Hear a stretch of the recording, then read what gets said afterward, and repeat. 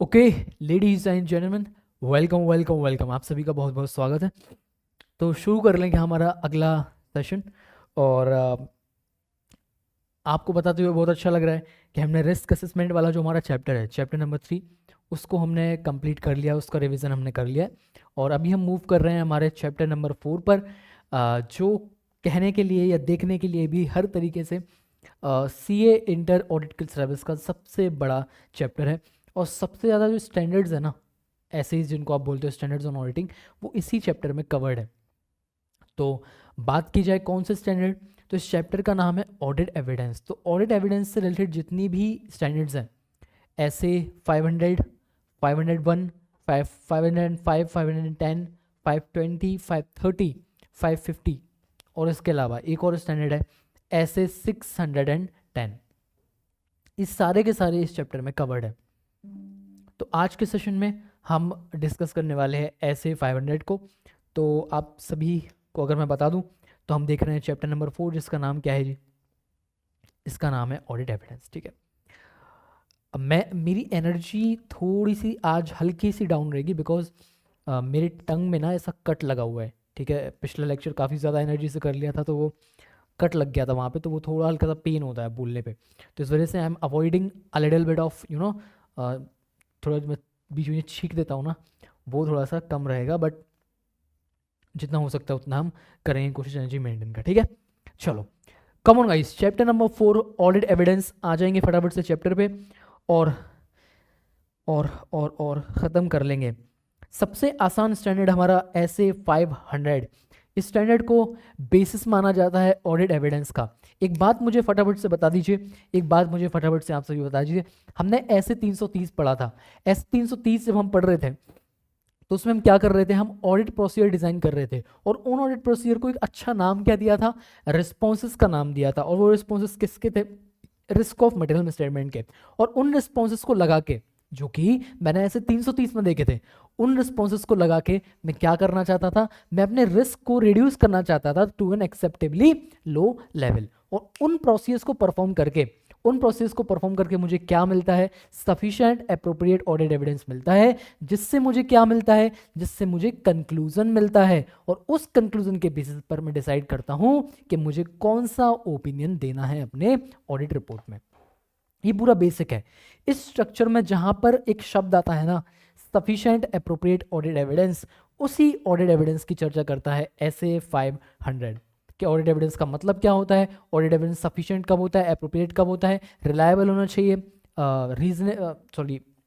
Relevance होना चाहिए उसका, वो रिलायबल भी होना चाहिए, और तरह तरीके की जो बातें हैं वो इस स्टैंडर्ड में की जाती हैं ऐसे 500 में।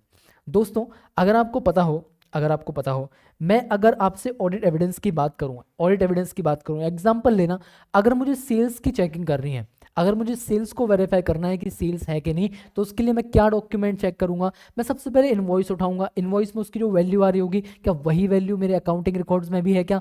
उसके बाद मैं क्या देखूंगा? उसके बाद मैं देखूंगा कि क्या वो जो मटेरियल है जो उस इनवॉइस में दिख रहा है, वो मटेरियल एक्चुअली कस्टमर के पास डिलीवर हुआ है या फिर नहीं हुआ है। तो मैं लॉरी रिसीट्स या फिर कस्टमर एक्नॉलेजमेंट जैसे डॉक्यूमेंट्स को चेक करूंगा, और ये देखूंगा कि रिस्क एंड रिवॉर्ड ट्रांसफर हो गया है या फिर नहीं। और अगर वो हो गया होगा, तो फिर मैं क्या करूंगा? सेल्स में सेल्स रिकॉर्ड हो गई है कि नहीं, उसके लिए मैं चेक कर लूंगा कि सही टाइम पे वो सेल्स रिकॉर्ड हुई है या फिर नहीं हुई है। और तरीके के अलग अलग तरीके के असर्शंस होते हैं ना, आपको पता होगा। कंप्लीटनेस एक असर्शन होता है। कंप्लीटनेस मतलब क्या? कि भाई जितने भी ट्रांजेक्शन हुए हैं जो कि रिकॉर्ड होने चाहिए थे अकाउंटिंग रिकॉर्ड्स में, वो रिकॉर्ड सारे हुए हैं या फिर नहीं हुए हैं, ये हमको चेक करना होता है। तो उसके लिए भी अलग अलग डॉक्यूमेंट्स होते हैं। मैं रिकंसिलिएशन बनाता हूँ। रिकंसिलिएशन कैसे बनाते हैं? कि सेल्स रजिस्टर में जो नंबर दिख रहा है और मेरे अकाउंट्स में जो नंबर दिख रहा है, वो दोनों मैच होने चाहिए। सेल रजिस्टर में सारे के सारे सेल इनवॉइस आते हैं जो कि साल भर में इशू किए गए, और अकाउंटिंग रिकॉर्ड्स में वही आते हैं जिनको रिकॉर्ड किया गया है। तो उन दोनों का जब मैं ऐसा रिलेशनशिप निकालने की कोशिश करूंगा, उनको रिकंसाइल करने की कोशिश करूंगा, तो हो सकता है बीच में मुझे कुछ डिफरेंसेस नजर आ जाएं, और उन डिफरेंसेस को फिर मैं आगे क्या करूंगा जी? इन्वेस्टिगेट करूंगा और पता करूंगा ये डिफरेंसेस क्यों हैं। तो इस तरीके से मैं क्या इंश्योर कर रहा हूँ? कंप्लीटनेस इंश्योर कर रहा हूँ। तो ये जो भी सारे एविडेंसेस मैंने निकाले, डॉक्यूमेंट्स निकाले, कस्टमर एक्नॉलेजमेंट देखा, रिकंसिलिएशन देखा, ये सारे के सारे जो इन्फॉर्मेशन है ना, इस इन्फॉर्मेशन को मैं कहता हूँ क्या? Audit evidence. तो ऑडिट एविडेंस क्या है भाई? It is the information used by the auditor to arrive at a conclusion जिसके बेसिस पर ऑडिटर्स का ओपिनियन बनता है। तो ये मेरा ऑडिट एविडेंस का बेसिक सा मतलब हो गया। ठीक है, अब इसमें दो तरीके की चीज़ें आती हैं। कौन सी चीज़ें? दो टाइप की इंफॉर्मेशन, एक इंफॉर्मेशन जो कि अकाउंटिंग रिकॉर्ड्स में होती है और दूसरी इंफॉर्मेशन जो कि अदर इंफॉर्मेशन होती है। अकाउंटिंग रिकॉर्ड्स मतलब क्या? अकाउंटिंग रिकॉर्ड्स मतलब क्या? अकाउंटिंग करने के लिए जितने भी डॉक्यूमेंट्स हो, जितनी भी एक्सेल फाइल्स हो, जितना भी डेटा आपके पास हो, किसके पास? मैनेजमेंट के पास, अकाउंटिंग से रिलेटेड, वो सारा का सारा कौन सी इंफॉर्मेशन होती है? अकाउंटिंग रिकॉर्ड्स की इंफॉर्मेशन होती है। और इनके अलावा कोई अगर इंफॉर्मेशन हो जिसका अकाउंटिंग से लेना देना नहीं है, अकाउंटिंग से लेना देना नहीं है, लेकिन फिर भी वो ऑडिट एविडेंस हमको प्रोवाइड कर सकते हैं, उनको मैं कहता हूं अदर इंफॉर्मेशन। तो ऑडिट एविडेंस दो टाइप के कौन कौन से? अकाउंटिंग रिकॉर्ड से भी इंफॉर्मेशन आती है और अदर इंफॉर्मेशन भी। अकाउंटिंग रिकॉर्ड्स जैसे कि example invoices, contracts, reconciliation file, spreadsheets, ये सारी जो चीज़ें होती हैं ना, जनरल लेजर, सब जनरल लेजर, ये सारी की सारी जो चीज़ें होती हैं ये आपकी अकाउंटिंग रिकॉर्ड्स में आ जाती हैं। अदर इंफॉर्मेशन में क्या? Minutes of meeting of board, ये अदर देन अकाउंटिंग रिकॉर्ड्स है। मिनट्स ऑफ मीटिंग, बोर्ड के, शेयर होल्डर के, किसी के भी मिनट्स ऑफ मीटिंग हो सकते हैं। रिटन कंफर्मेशन जो आप ऑब्टेन करते हो, एक्सटर्नल कंफर्मेशन आपने पढ़ा होगा, हम थर्ड पार्टी से क्या लेते हैं? एक डायरेक्ट रिटन रिस्पॉन्स देते हैं, वो इंडिपेंडेंट सोर्स से लिया हुआ क्या होता है? एविडेंस होता है। तो क्या वो हमारे अकाउंटिंग रिकॉर्ड का पार्ट था? नहीं था। हमने किससे लिया? एक थर्ड पार्टी से लिया। तो क्या मैं उसको अदर इन्फॉर्मेशन बोल दूँ? हाँ सर बोल दो, तो रिटन कंफर्मेशन यहाँ पे आ जाएगा। फिर manual containing detail of internal controls, internal control का flow of transaction, flow of control पूरा जहाँ पे लिखा रहता है, उस टाइप के जो मैनुअल्स होते हैं उनको अगर इस्तेमाल कर रहा हूँ तो वो भी अदर इन्फॉर्मेशन में आ जाएगा। ठीक है, ये बेसिक था, इसमें ज़्यादा समय अपना ज़ाया नहीं करेंगे। ठीक है, चलो आगे आ जाओ मेरे साथ। अब मेरे साथ आओ, दो टाइप के एविडेंस, दो टाइप के एविडेंस, एक इंटरनल एविडेंस, एक एक्सटर्नल। इंटरनल मतलब क्या? घर घर खेल रहे हो, घर घर खेल रहे हो, मैनेजमेंट के अंदर, मैनेजमेंट की जो बिल्डिंग है उसके अंदर बना हुआ जो एविडेंस है उसको मैं इंटरनल एविडेंस बोलूंगा। जो बाहर से मैंने ऑब्टेन किया है उसको मैं एक्सटर्नल एविडेंस बोलूंगा। इंटरनल एविडेंस की जब मैं बात करूं तो वो कौन बनाता है? मैनेजमेंट, मैनेजमेंट के पास रहता है वो। क्लाइंट जो हमारा है, जो हमारा क्लाइंट जो कि मैनेजमेंट है उसके पास रहता है, उसका जो स्टाफ रहता है उनके पास रहता है। तो अगर उनको कोई फ्रॉड करना पड़ा या फिर कोई गलत काम करना पड़ा तो क्या वो उस एविडेंस को मैनिपुलेट कर सकते हैं क्या? हाँ जी सर बिल्कुल कर सकते हैं। और उस एविडेंस को अगर मैनिपुलेट किया जा सकता है तो इसका मतलब क्या मैं ऐसा बोल दूं कि बाहर से जो मिला हुआ एविडेंस होता है, एक्सटर्नल एविडेंस जो मुझे मिला हुआ होता है, वो हमें मदद कर सकता है इस टाइप के एविडेंस को क्या करने के लिए? कोरोबरेट करने के लिए, या इनमें जो इनकंसिस्टेंसी आ रही है उसको पता करने के लिए। तो एक बात ध्यान रखिए, जब मैं इंटरनल एविडेंस ले रहा हूं तो वहां पे हमेशा एक रिस्क मौजूद रहेगा कि जो क्लाइंट है या फिर स्टाफ है, since in the origination of internal evidence the client and his staff have the control, उनके पास कंट्रोल रहता है डॉक्यूमेंट्स का, तो we will have to be careful while putting reliance on those evidence because there is a possibility of manipulation and creation of false or misleading evidence to suit the client or his staff। जो उनकी needs को suit करेगा उस type के वो documents false, misleading, manipulated documents बना सकते हैं। ठीक है, तो यहाँ पे हमको क्या लेना है? We'll have to stay vigilant while putting reliance on those evidence. कौन से वाले? Internal evidence. एक्सटर्नल एविडेंस की बात करूं तो एक्सटर्नल एविडेंस कहाँ से आते हैं? They are considered more reliable because they are obtained from third parties. Example external confirmations. ठीक है, ऐसे 505 में हम रिवाइज करेंगे इसको। हावेवर अगर हमको इसमें भी ऐसा लगता है कि जो थर्ड पार्टी हमको कंफर्म कर रही है वो भी चोर है, वो भी इनसे मिली जुली हुई है, उनके ऊपर भी, उनके इंटेग्रिटी के ऊपर भी, उनके इंडिपेंडेंस के ऊपर भी अगर हमको डाउट है तो उस केस में हमें वहां पे भी we will have to exercise greater vigilance in that matter. So if the auditor has any reason to doubt the independence of any third party who is provided the material evidence, in that case he should also exercise greater vigilance in that particular matter. इतना समझ गए आपको? ठीक है, तो दो type के evidence, internal हो गया और एक्सटर्नल हो गया, इतनी बात समझ गए हमको। ठीक है सर, अब जरा मेरे साथ आगे आओ।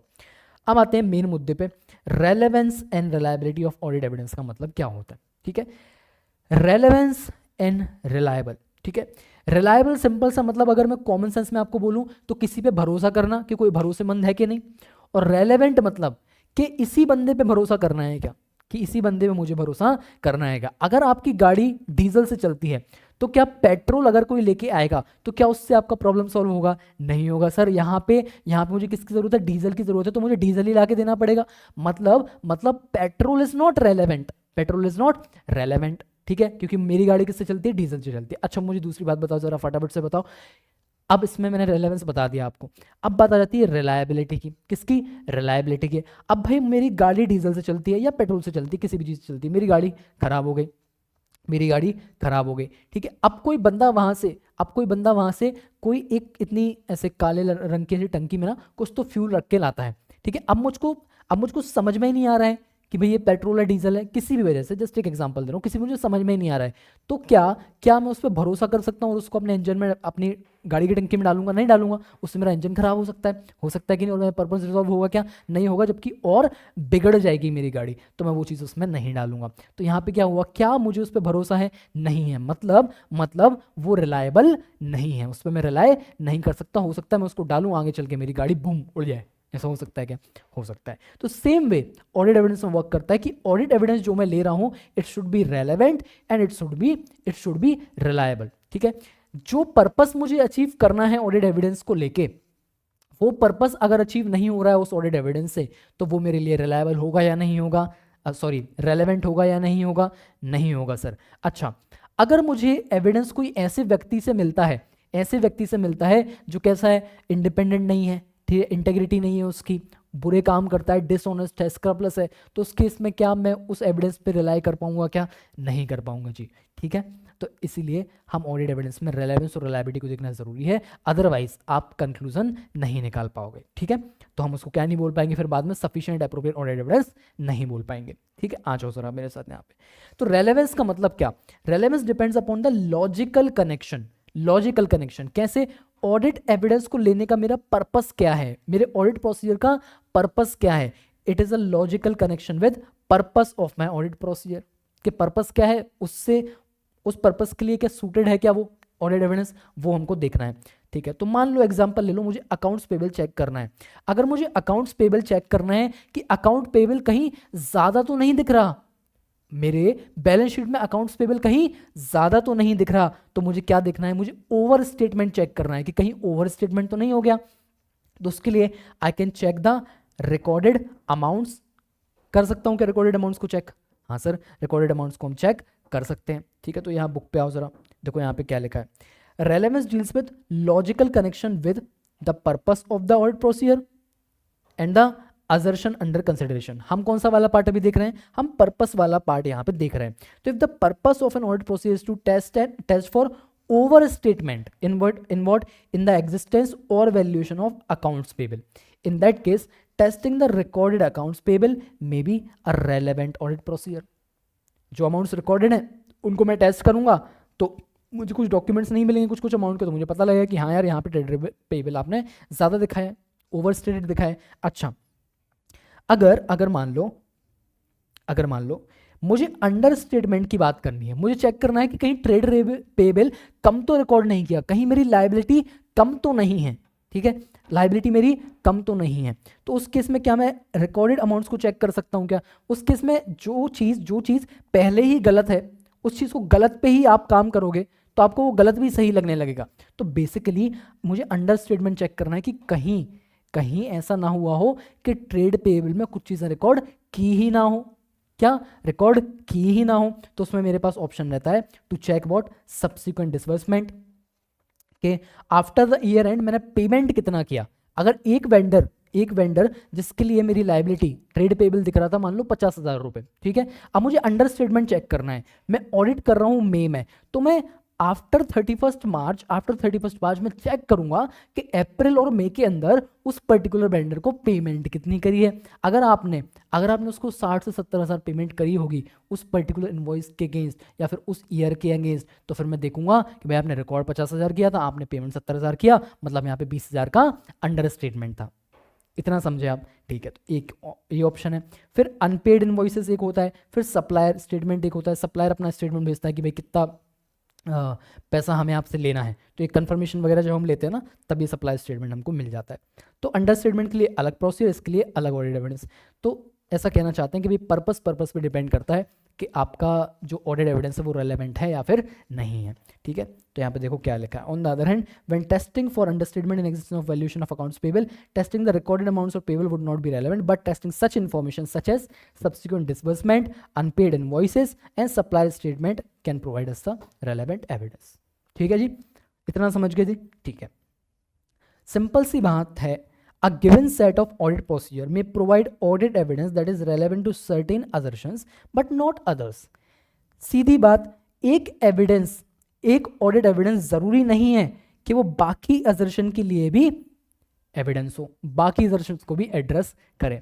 तो अगर मैं फिजिकल वेरिफिकेशन ऑफ इन्वेंट्री कर रहा हूं मान लीजिए, तो मैं इन्वेंट्री जाके देख रहा हूं कि फिजिकली अवेलेबल है कि नहीं, अवेलेबल है कि नहीं, अवेलेबल है कि नहीं। ये मैं एग्जिस्टेंस पे कंफर्ट ले रहा हूं, किस पे, एग्जिस्टेंस पे, कि इन्वेंट्री अवेलेबल एक्चुअली है या फिर नहीं है। क्या फिजिकल वेरिफिकेशन करना मुझको वैल्यूएशन पे एड्रेस, वैल्यूएशन का एविडेंस देता है क्या, कि सही से उसकी वैल्यू लगाई है कि नहीं, इसका एविडेंस देता है क्या? नहीं देता सर, उसके लिए मुझे दूसरी चीजें करनी पड़ेगी। अच्छा मुझे एक और बात बताओ, क्या इन्वेंट्री की कंप्लीटनेस पे कंफर्ट देता है क्या मुझे फिजिकल वेरिफिकेशन? नहीं देता सर। अब जो पड़ा है मैं तो उसी को देख के आ जाऊंगा, ठीक है। अब वो कंप्लीट है कि नहीं, उसके लिए मुझे बाद में आके वापस रिकॉर्ड चेक करने पड़ेंगे कि रिकॉर्ड्स में कितना दिख रहा है और यहाँ पे कितना दिख रहा है, और इन दोनों के बीच में जब मैं रिकंसिलेशन करूंगा तो मुझे डिफरेंस मिलेगा। तो फिर मैं क्या पता करूंगा कि कंप्लीटनेस है या नहीं है, तो उसके लिए दूसरे प्रोसीजर परफॉर्म करने पड़ेंगे। तो वही कहना चाहते हैं कि एक ऑडिट प्रोसीजर सभी असर्शंस के लिए क्या नहीं देता, जरूरी नहीं है कि वो सभी असर्शंस के लिए एविडेंस दे, ठीक है। इतनी समझ गई बात सर। अब आगे आ जाओ मेरे साथ एक और बात पे। यहां हमने क्या देखा, it is a logical connection with purpose of audit procedure and assertion being address. अब असर्शन कौन सा एड्रेस हो रहा है उस पर भी निर्भर करता है। तो collection of receivable after the year end, example है आफ्टर द ईयर एंड, अगर मैं collection of trade receivables check करूं तो उससे मुझे किस चीज के बारे में एविडेंस मिलेगा? मुझे एग्जिस्टेंस के बारे में मिल जाएगा कि हाँ भाई अगर सब्सिक्वेंटली पेमेंट मिला है मतलब ट्रेड रिसीवेबल एग्जिस्ट करता था, तो उसका एविडेंस मिल जाएगा। वैल्यूएशन का एविडेंस मिल सकता है। वैल्यूएशन का कैसे, कि भैया मुझे पहले लग रहा था 31 मार्च के पहले जो उन्होंने रिकॉर्ड कराया ट्रेड रिसीवेबल, मुझे लग रहा था एक पर्टिकुलर कस्टमर में प्रोविजन फॉर डाउटफुल डेट आना चाहिए था, मुझे ऐसा लग रहा था। बट आगे चल के क्या हुआ ना, वो पैसा सब्सिक्वेंटली मिल गया बिफोर माई ऑडिट, तो मेरा वैल्यूएशन पे कंफर्ट आ जाएगा कि हाँ यार यहाँ तो प्रोविजन फॉर डाउटफुल डेट लेने की जरूरत थी ही नहीं, पैसा तो क्योंकि मिल गया, तो ये वैल्यूएशन पे भी कंफर्ट आ गया। लेकिन कट ऑफ पे कंफर्ट नहीं आएगा। कट ऑफ मतलब क्या होता है कि भैया ट्रांजैक्शन जो है वो सही पीरियड में रिकॉर्ड हुआ है कि नहीं। अगर मेरे ईयर, जिस ईयर का मैं ऑडिट कर रहा हूँ उससे रेलेवेंट है तो उसी ईयर में रिकॉर्ड हुआ है कि नहीं, अगर ट्रांजेक्शन उस ईयर से रेलेवेंट है तो उस ईयर से रिलेटेड है तो, और अगर उसके बाद का है तो उसके बाद वाले पीरियड में रिकॉर्डेड है कि नहीं। तो बेसिकली वेदर द ट्रांजेक्शन और events are recorded in the correct period और नॉट, उसका एविडेंस हमको ये नहीं देगा, ठीक है। चलो तो ये मेरा रेलेवेंस वाला पार्ट आपको बता के हुआ, ये जो एग्जांपल मैंने यहाँ पे दिया ये यहाँ पे लिखा हुआ है, ठीक है। अब मेरे साथ जरा रिलायबिलिटी पे आ जाओ। रिलायबिलिटी मतलब क्या, भरोसा कर सकते हो क्या उस चीज पे तुम, ठीक है। तो reliability of the audit evidence is influenced by कौन कौन सी चीजें, 4 चीजें हैं। SNCC, SRCC नहीं, SNCC, ठीक है। एस से होता है सोर्स, कहाँ से एविडेंस आया है। एन से होता है नेचर, उसका नेचर क्या है, वो डॉक्यूमेंट है, वो पेपर फॉर्म में है, वो इलेक्ट्रॉनिक फॉर्म में है, ये फॉर्म हो गया। उसके अलावा मैंने उसको इंटरनली ऑब्टेन किया है या फिर मैंने उसको एक्सटर्नली ऑब्टेन किया है, ठीक है। तो ये सारी चीज़ें नेचर के अंतर्गत आ जाती हैं। फिर सी से आ जाता है मेरा सर्कमस्टेंसेस, किन सर्कमस्टेंसेस में ऑब्टेन किया है, और सी से मेरा क्या आ जाता है, कंट्रोल्स, कि उस एविडेंस के प्रेपरेशन के ऊपर जो कंट्रोल्स लगाए गए हैं वो कंट्रोल्स की औकात कितनी है, whether they are operating effectively और नॉट, कोई डेफिशिएंसी तो नहीं है वहाँ पे, उस पर भी निर्भर करता है कि मैं एविडेंस पर रिलाय करूंगा या फिर नहीं करूंगा। तो 4 चीज़ों पे रहता है रिलायबिलिटी ऑफ द एविडेंस, किन 4 चीज़ों पे निर्भर करता है, SNCC, एस से सोर्स, एन से नेचर, सी से सर्कमस्टेंस, सी से कंट्रोल्स, तो ये 4 चीज़ों पे निर्भर करता है। लेकिन but sometimes even if we obtain an evidence from external third party, जो कि एक इंडिपेंडेंट सोर्स है, उस केस में भी सर्कमस्टेंसेस में exist that can affect the reliability of the audit evidence, क्योंकि अब थर्ड पार्टी ही सही नहीं है, वो भी डिसऑनेस्ट हो, वो इनसे मिला हुआ हो मैनेजमेंट से, तो वो भी गलत काम कर सकता है। तो उस केस में भी कभी कभी हमको रिलायबल ऑडिट एविडेंस नहीं मिलता, ठीक है जी। तो ये रिलायबिलिटी की बात मैंने आपको बता के हो गई। यहाँ पे आके इसको देखते हैं एक बार, आ जाओ मेरे साथ। Information to be used as audit evidence should be reliable, ठीक है। Reliability of the information to be used as audit evidence is influenced by कौन सी 4 चीजें, source, nature, circumstance and controls. 4 चीजें लिख दी हमने, ठीक है। So therefore generalisation about the reliability of various kind of audit evidence are subject to important exceptions, ठीक है। Even when information to be used as an audit evidence is obtained from sources external to the entity, circumstances में exist that could affect its reliability. ये बात मैंने बताई थी, वहाँ नीचे लिखी थी हमने चार्ट में, वही है।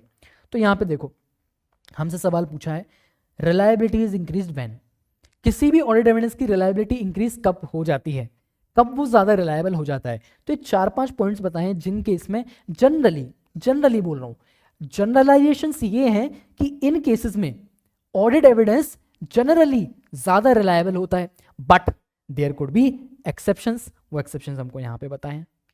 ठीक है, तुम लोग ने सोचा था कि सर ने तो ये लाइन को ना ऐसे रीड करके छोड़ दिया, नहीं छोड़ा था, मुझे पता था समझाऊंगा मैं तुम्हें, लेकिन उसके पहले मुझे तुमको ये बताना था, अब समझ गया। तो ये जनरलाइजेशंस हैं, क्या है जनरलाइजेशन है किसी भी चीज़ के बारे में, उसके हमेशा एक्सेप्शंस हो सकते हैं। ठीक है, चलो। सो रिलायबिलिटी कब इंक्रीज होती है, जब मुझे ऑडिट एविडेंस कहाँ से मिले, from independent sources outside the entity. Example external confirmations, trade receivable का कंफर्मेशन लिया कस्टमर से, ट्रेड पेबल का कंफर्मेशन लिया मैंने क्रेडिटर्स से। ठीक है, उसके बाद दूसरी और बात क्या बोल सकते हैं, बैंक बैलेंस का कंफर्मेशन लिया मैंने बैंक से, इन्वेस्टमेंट का कंफर्मेशन मैंने लिया जो भी उनकी कस्टोडियन होंगे या इन किसी से मैंने जहाँ से भी उन्होंने इन्वेस्टमेंट कर रखा होगा तो उनसे कंफर्मेशन लिया तो उससे मुझे मिल जाएगा। कोई रेंट एग्रीमेंट है, रेंट एग्रीमेंट से रिलेटेड अगर मुझे कोई टर्म्स एंड कंडीशन से रिलेटेड अगर मुझे कोई एविडेंस चाहिए तो मैं किससे लूँगा, जिससे हमने रेंट पे लिया है उस पार्टी से मैं कंफर्मेशन ले लूँगा। ठीक है, या फिर उससे मैं रेंट एग्रीमेंट मंगा लूँगा, तो वो क्या हो जाएगा इंडिपेंडेंट सोर्सेस आउटसाइड एंटिटीज, तो वो ज़्यादा रिलायबल ऑडिट एविडेंस रहता है। फिर दूसरी बात, ऐसे ऑडिट एविडेंस जो इंटरनली जनरेट हुए हैं वो ज़्यादा रिलायबल रहेंगे। सर यहाँ कंफ्यूज हो गए हम, थोड़ी देर पहले आपने बताया था कि जो इंटरनल एविडेंस होता है वहाँ पे हमें विजिलेंट रहना पड़ता है while using those audit evidence, क्योंकि वहाँ पर किस चीज़ का रिस्क रहता है कि जो क्लाइंट होगा, जो स्टाफ होगा, वो क्या कर देगा, वो मैनिपुलेट कर सकता है, फॉल्स या मिसलीडिंग डॉक्यूमेंट्स प्रेजेंट कर सकता है जो कि उनको सूट करते हो। हाँ मैंने कहा था ये, लेकिन अगर जहाँ पर उन पे लगाए हुए जो कंट्रोल्स हैं वो इफेक्टिव हैं तो उस केस में वो ज़्यादा रिलायबल बन जाते हैं। तो if the internally generated audit evidence has proper controls over their preparation and they are operating effectively, in that case क्या होगा, वो ज़्यादा रिलायबल हो जाएगा। फिर तीसरा क्या आता है, obtained directly by the auditor is more reliable. मैंने बैंक से जाके सीधा कंफर्मेशन मांगा कि बैंक तुम मुझे दो, तुम ये पहले मैनेजमेंट को नहीं दोगे, पहले तुम मुझे दोगे, तो क्या ज़्यादा रिलायबल होगा, बिकॉज मैनेजमेंट इसमें छेड़खानी नहीं कर पाएगा। फिर डॉक्यूमेंट्री फॉर्म में जो होता है, पेपर फॉर्म हो, इलेक्ट्रॉनिक फॉर्म हो, तो वो ज़्यादा रिलायबल रहते हैं as compare to audit evidence obtained orally. ठीक है, तो इसीलिए कहते हैं कि inquiry is not alone is a audit procedure to obtain sufficient appropriate audit evidence, क्योंकि भाई कोई आज कुछ बोल रहा है तुमसे ओरली, कल के दिन जाके मुकर जाएगा, तो it is not a right audit evidence. तो इसमें बोला है कि डॉक्यूमेंट्री फॉर्म हो, पेपर हो, इलेक्ट्रॉनिक, अदर मीडिया हो, उससे फर्क नहीं पड़ता, but it is more reliable than audit evidence obtained orally. Last point है, it is obtained as original document as compare to what, photocopies, facsimile और documents that have been filmed, digitised और otherwise transform into electronic form. ठीक है, तो जो original documents होते हैं वो ज़्यादा रिलायबल होते हैं एज कम्पेयर टू इनकी फोटोकॉपी कर दी गई हो या फिर उनको डिजिटाइज कर दिया गया हो ऐसी चीज़ों से, बिकॉज उनको एडिट किया जा सकता है और उनको फॉल्स मिसलीडिंग बनाया जा सकता है। ठीक है, तो 5 पॉइंट्स कौन कौन से, इंडिपेंडेंट सोर्स से हो, डॉक्यूमेंट फॉर्म में हो, ओरिजिनल फॉर्म में हो, ठीक है, और इंटरनली जनरेटेड अगर हो तो उस पर लगाए जाने वाले कंट्रोल्स कैसे हो, इफेक्टिव हो, और एक और कौन सा है, obtained directly by the auditor. तो ये 5 जनरलाइजेशंस हैं जहां पर क्या होता है जी, जहां पर ऑडिट एविडेंस ज़्यादा रिलायबल रहता है। ठीक है, चलो आईसीएआई ने इस लाइन पर एक प्रॉपर सवाल बना दिया। ठीक है, आ जाओ मेरे साथ क्वेश्चन नंबर 81 पे एक बार। किस पे आओगे जी, क्वेश्चन नंबर 81। देखो क्वेश्चन नंबर 81 एमटीपी जनवरी 26 में आईसीएआई ने सवाल डाला, पूरी कहानी लिख दी उन्होंने, क्या लिखा, पूरी कहानी उन्होंने यहाँ पे लिख दी। ठीक है, और इससे रिलेटेड एक सवाल बनाया, वो सवाल, एक मिनट रुकना, 81 ही है, नहीं 13 है, अच्छा चलो पहले 81 कर लेते हैं फिर 13 कर लेंगे। ठीक है, चलो 81 देख लो पहले, आ जाओ। 81 रेलेवेंस रिलायबिलिटी दोनों से रिलेटेड सवाल है। ठीक है, इसमें सिंपल सी पूरी कहानी पहले लिखिए, उसके बाद पूछा है explain with reference to the above concept of relevance of audit evidence. तो पूछा है कॉन्सेप्ट ऑफ रेलेवेंस हमको समझा दो। तो रेलेवेंस का वो चार्ट याद आ रहा है क्या, क्या होता है वो, relevance is a logical connection, किन दो चीजों से, relevance is a logical connection, किन दो चीजों से दोस्तों, बोलो मेरे साथ, एक पर्पस के साथ और एक आदर्शन बीइंग एड्रेस के साथ। तो क्या बोलेंगे, between the logical connection between the audit procedure and the assertion under consideration. तो यहाँ पे किसकी असर्शन की बात करी, यहाँ पे अकाउंट्स पेबल टेस्ट करना है उनको, तो असर्शन की बात करें, पर्पस की बात भी यहाँ पे लिख सकते हैं, ठीक है। अब वहाँ पे हमने कौन सा एग्जांपल देखा था, अकाउंट्स पेबल का एग्जांपल देखा था, यहाँ पे भी अकाउंट्स पेबल की बात हो रही है। तो जो बात हमने वहाँ पे पढ़ी थी ना, ओवर स्टेटमेंट अंडर स्टेटमेंट की बात करी थी ना, उसमें से एक पार्ट यहाँ पे लिखा हुआ है, ठीक है। क्योंकि हमको क्या चेक करना है इस क्वेश्चन में, understatement of payables check करना है। तो हम क्या करते थे अंडर स्टेटमेंट ऑफ पेबल में, तीन चीजें बताई थी, सब्सिक्वेंट डिस्बर्समेंट देखते थे, और क्या देखते थे हम, अनपेड इनवॉइस देखते थे, और सप्लायर स्टेटमेंट देखते थे। In the given case testing the recorded amount payable may be relevant when verifying over statement but not when testing under statement. For detecting under statement of payable they'll have to examine subsequent disbursement, unpaid invoice, supply statement, and unmatched receiving reports are more relevant. Thus, the direction and purpose of testing affect the relevance of audit evidence. तो purpose and अदर्शन की बात यहाँ पे की गई, same to same concept यहाँ पे छाप दिया। दूसरी लाइन पूछा, state why the auditor should consider both relevance and reliability of audit evidence while forming his opinion on the FS. तो सिंपल सी बात है यार, the auditor must consider both relevance and reliability, ठीक है, as the quality of the evidence depends on them. Relevance और reliability पे, relevance ensures that there is a logical connection relating to the assertion being addressed or with the purpose of the audit procedure, while reliability depends on the four things, S and CC, source, nature, circumstance and control, and only evidence that is both relevant and reliable can provide a sound basis for expressing an opinion on the truth and fairness of the financial statement, ठीक है।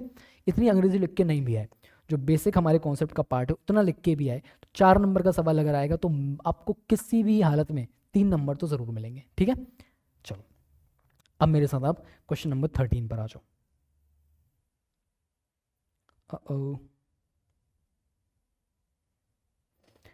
Question number 13,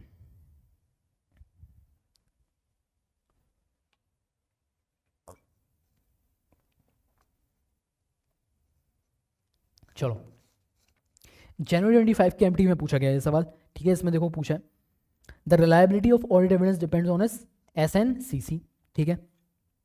Although exceptions may exist, few generalizations can be made about reliability of audit evidence. याद आई क्या वो line जो मैं बता रहा था आपको, ये वाली line, that exceptions can be there, but what are the generalizations that are made about the reliability? तो ये हैं वो generalizations।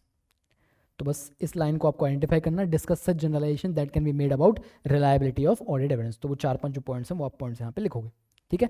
बस यहाँ पे आप गलती क्या करते हो, आप यहाँ पे क्वेश्चन को आइडेंटिफाई नहीं कर पाओगे कि इसमें लिखना क्या है, ठीक है।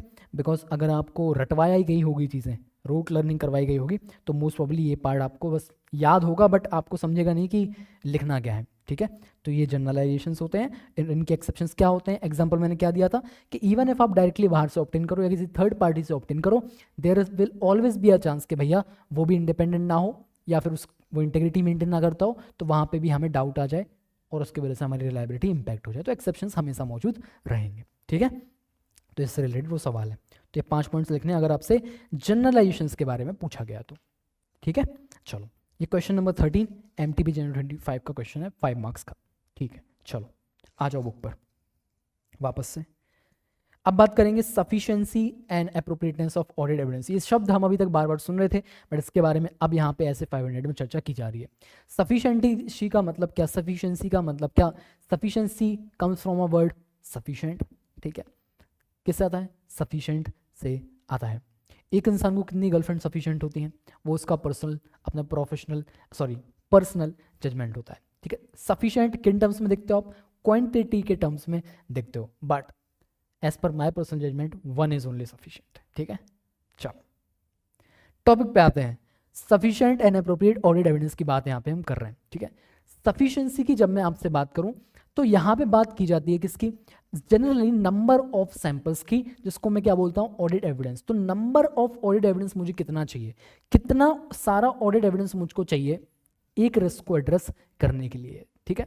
तो सफिशिएंसी का सिंपल सा मतलब होता है, sufficiency is the measure of quantity of audit evidence. किसका, क्वांटिटी ऑफ ऑडिट एविडेंस, कितना क्वांटिटी मुझे ऑडिट एविडेंस का चाहिए। और उसी हाथ पे अगर मैं दूसरे हाथ पे देखूं एप्रोप्रिएटनेस का मतलब, it is about the quality of the audit evidence. एक रखेंगे लेकिन अच्छी रखेंगे, ठीक है। तो appropriateness is the measure of quality of audit evidence.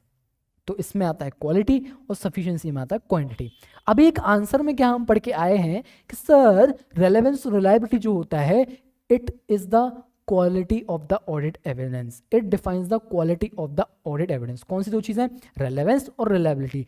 तो एप्रोप्रिएटनेस का मतलब अगर क्वालिटी है तो क्या मैं कह दूं कि ये डिपेंड करता है रेलेवेंस और रिलायबिलिटी पे, किसके? ऑडिट एविडेंस की, that whether they are providing support for the conclusion और नॉट। ठीक है, तो एप्रोप्रिएटनेस के अंदर क्या आ जाता है? रेलेवेंस और reliability of the audit evidence. अच्छा, सफिशिएंसी की बात करें तो सफिशिएंसी निर्भर करता है दो चीजों की बात यहां पे की है, रिस्क ऑफ मिसस्टेटमेंट कितना है, उसके अलावा क्वालिटी ऑफ सच एविडेंस क्या है, एविडेंस की क्वालिटी क्या है, और रिस्क ऑफ मटेरियल मिसस्टेटमेंट का जो आपने असेसमेंट किया होगा वो क्या है। तो यहां पे मैंने देखिए एक चीज बनाई है, अगर मेरी रिस्क ज्यादा है तो मुझे ज्यादा एविडेंस चेक करना पड़ेगा to get more comfort to reduce the risk to an acceptable level. अगर मेरी क्वालिटी कम है, एविडेंस की क्वालिटी कम है और क्वालिटी सही नहीं है तो मुझे ज्यादा एविडेंस चेक करना पड़ेगा। तो यहाँ पे दोनों भी में मुझे क्या करना पड़ेगा? ज्यादा एविडेंस। कब? रिस्क ज्यादा हो, क्वालिटी खराब हो, दोनों भी केसेस में मुझे क्या? ज्यादा एविडेंस टेस्ट करना पड़ेगा। अच्छा, अगर मेरी रिस्क कम हो और क्वालिटी ज्यादा हो, रिस्क कम हो और क्वालिटी ज्यादा हो तो उस केस में मुझे क्या करना पड़ेगा? कम एविडेंस दिखना पड़ेगा, क्योंकि रिस्क भी नहीं है, रिस्क भी कम है, बट मेरे जो ऑडिट एविडेंस अवेलेबल है उनकी क्वालिटी भी अच्छी है। तो अगर क्वालिटी अच्छी है तो कम एविडेंस, अगर रिस्क कम है तो कम एविडेंस। तो सिंपल सी बात है, risk and sufficiency have direct relationship. Direct relationship कैसा? रिस्क बढ़ेगा तो एविडेंस का क्वांटिटी भी बढ़ेगा। On the other hand if I talk about quality, तो क्वालिटी एंड एविडेंस है इनवर्स रिलेशनशिप। क्वालिटी कम होएगा तो एविडेंस का जो क्वांटिटी रहेगा वो बढ़ेगा। इतनी बात समझ गए आप? ठीक है, ये यहां से आप देख लो इसको। एप्रोप्रिएटनेस का मतलब मैंने आप सभी को बता दिया हो, किस किस से इंपैक्ट होता है? सोर्स, नेचर, सर्कमस्टेंस और कंट्रोल, चार चीजें, SNCC।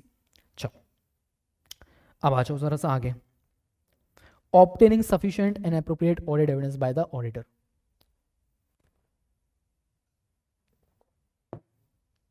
देखिए जी, तो ऑडिटर को सफिशिएंट एप्रोप्रिएट ऑडिट एविडेंस लाने के लिए क्या करना पड़ता है?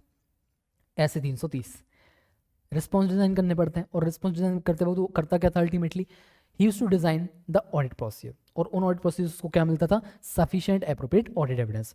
तो the auditor shall design and perform audit procedures to obtain sufficient appropriate audit evidence.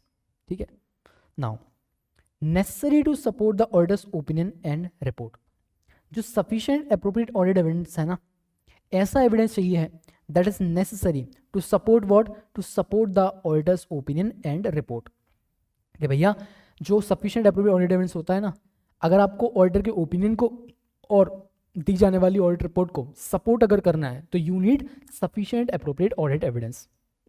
इसको अंग्रेजी में लिख पाओगे क्या? लिख देंगे सर, आसान है।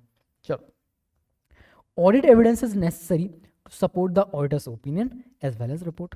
ये बात मैंने आपको बोली। हाँ, अब देखो, ऑडिट एविडेंस, क्या मैं एक असर्शन पे ऑडिट एविडेंस ले लूं? क्या सिर्फ उसके बेसिस पर मैं पूरे एफएस एज अ होल पे ओपिनियन दे सकता हूं क्या? नहीं दे सकता सर।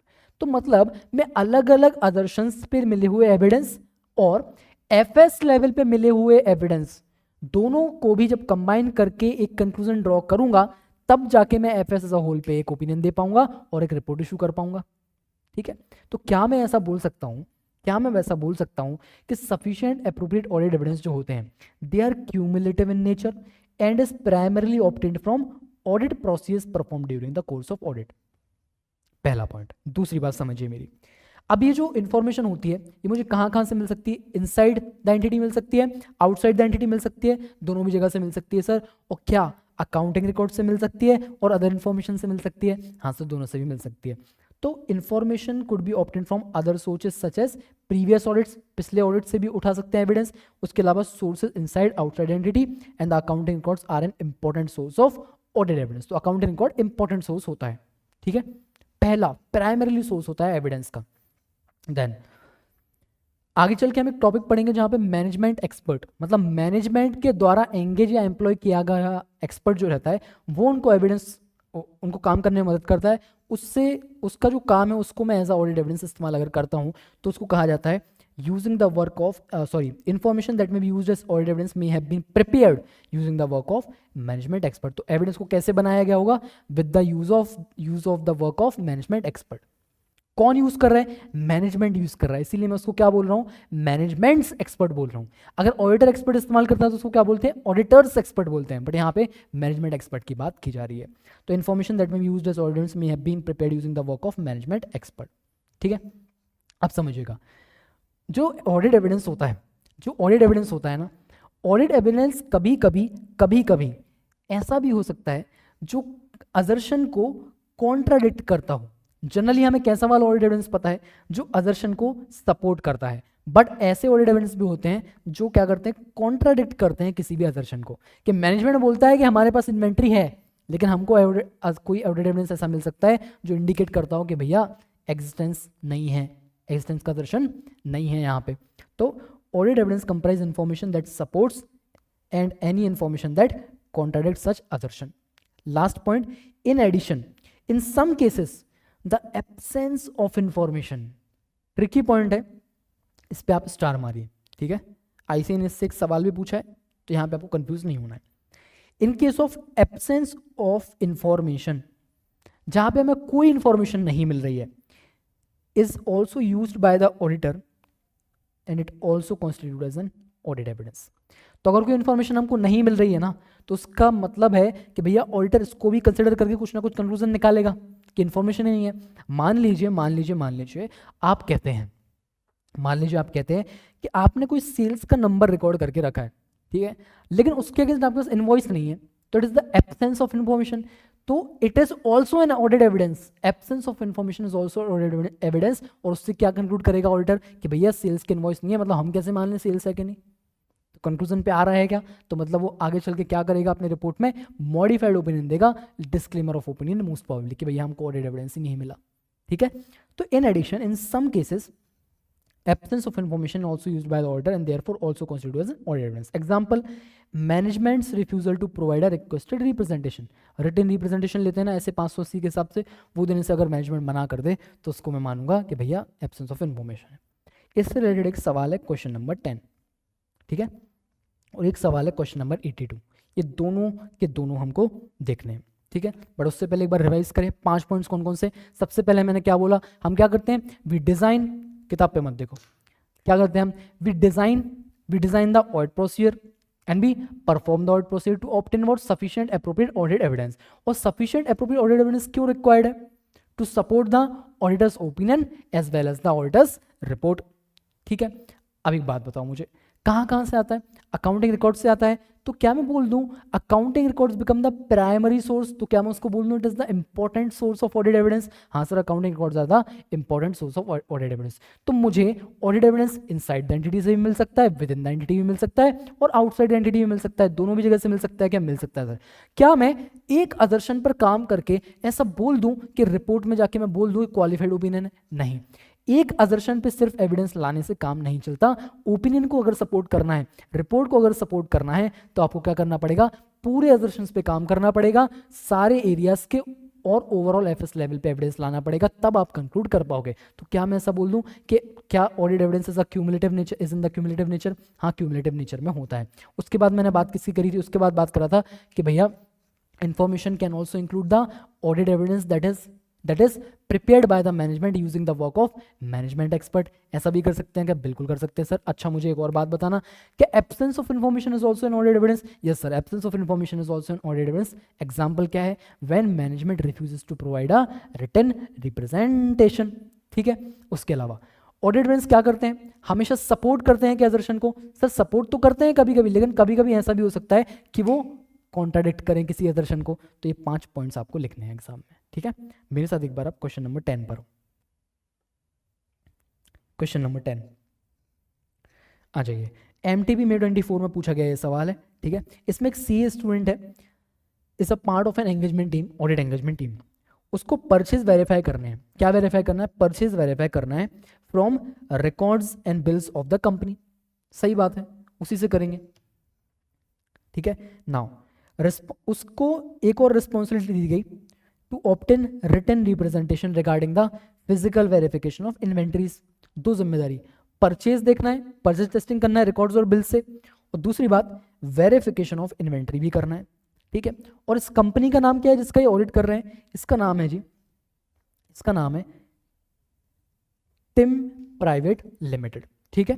चलो, during the course of her work she finds that one purchase bill amounting to 5 lakhs, 5 lakh का एक परचेज बिल है, pertaining to Tim Industries have been entered into the books of Tim private limited. Sir question ही गलत हो गया sir, ये तो मतलब हाँ ठीक है सही है, मतलब क्या दिक्कत है, सही किया उसने, हाँ सर सही किया। One purchase bill amounting to 5 lakh pertaining to Tim industries has been entered into the books of Tim private limited, ठीक है। आज उसका सजेस्टेड आंसर देखते हैं इसे ने क्या बोला।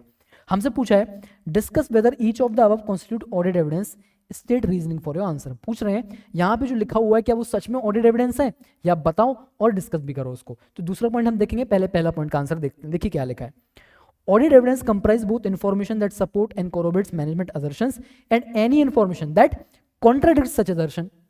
ये पार्ट हमने उसमें पढ़ा था। Purchase bill of 5 lakh pertaining to Tim Industries has been entered in the books of Tim Private Limited, therefore it is contradicting management assertion। कैसे सर? सर 5 लाख का बिल टिम का है, टिम की ही बुक्स में रिकॉर्ड किया है, तो गलती क्या करी इसने जो सपोर्ट कर रहा है ना असर्शन को। यहीं पे आप गलत जाते हो। आप जल्दी जल्दी में ना, ये टिम लिखा हुआ ना यहाँ पे, टिम आईसीआई आपके साथ खेल गया और आप उसको समझ नहीं पाओगे एग्जामिनेशन में प्रेशर पे। इन्होंने लिखा है टिम प्राइवेट लिमिटेड, ठीक है, और एक लिखा है टिम इंडस्ट्रीज, दो अलग अलग कंपनीज हैं ये, ठीक है। हम ऑडिट किसका कर रहे हैं? टिम प्राइवेट लिमिटेड का। परचेज जो है वो किससे रिलेटेड है? टिम इंडस्ट्रीज से रिलेटेड है, लेकिन उसको किसकी बुक्स में रिकॉर्ड कर दिया? टिम प्राइवेट लिमिटेड की बुक्स में रिकॉर्ड कर दिया। तो is this evidence supporting the assertion or is it contradicting the assertion? It is contradicting the assertion। तो वही उन्होंने यहाँ पे लिखा हुआ है, ठीक है। आईसीआई आपसे इस तरीके से खेलेगा, तो इसमें आपको क्या चाहिए? अटेंशन टू डिटेल, क्वेश्चन ध्यान से पढ़ना है बिल्कुल। The management has refused to provide written representation regarding the physical verification of inventory. Engagement partner has decided to use lack of such representation as audit evidence। मतलब absence of information is being used as audit evidence. तो यहाँ पे हम कर सकते हैं क्या उसको? अभी हम देख के आए उस टॉपिक में, तो हाँ कर सकते हैं, वो यहाँ पे आप लिख देना, ठीक है। चलो, अच्छा क्वेश्चन है, इस पर स्टार मार्क करो, एग्जामिनेशन में पूछा जाएगा तो आप पे बनना चाहिए, हमने उसको अच्छे से करा है। आ जाओ, अब मेरे साथ आप आओ क्वेश्चन नंबर 82 पर। क्वेश्चन नंबर 82 पर आएंगे।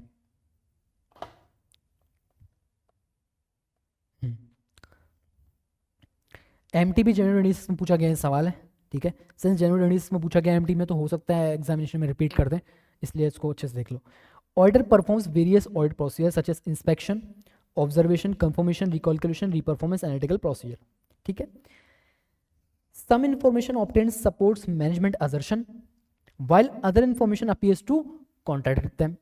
सही बात है। The auditor also consider data obtained from the entity accounting records from the previous year audit. Sir ये पढ़ा लग रहा है, अभी हम एक टॉपिक पढ़ के आए, वहाँ पे कहीं तो ये तो लिखा हुआ था। Explain how the auditor obtain sufficient appropriate audit evidence to form an opinion on the financial statements. तो जो टॉपिक हमने ये पढ़ा है ना, ये पूरा इतना टॉपिक आपको यहाँ पे छाप के आना है, ठीक है। क्वेश्चन पूछा है उसने क्या? To obtain sufficient appropriate audit evidence to form an opinion on the financial statement. वहाँ पे हम क्या लिख रहे थे? Sufficient appropriate audit evidence required for supporting the और form the basis for the opinion and the report on FS. तो वो आंसर पूरा आपको, पूरा का पूरा जो टॉपिक हमने पॉइंट बाय पॉइंट लिखा है ना, पूरा यहाँ पे उन्होंने यहाँ पे छाप दिया है। और लास्ट में थोड़ा सा 330 और 200 के हिसाब से ज्ञान लिखा है, वो लिखने की आपको जरूरत नहीं है, ठीक है। चलो आ जाओ मेरे साथ, आ जाओ मेरे साथ, इस टॉपिक को देख लो, आसान है, ठीक है।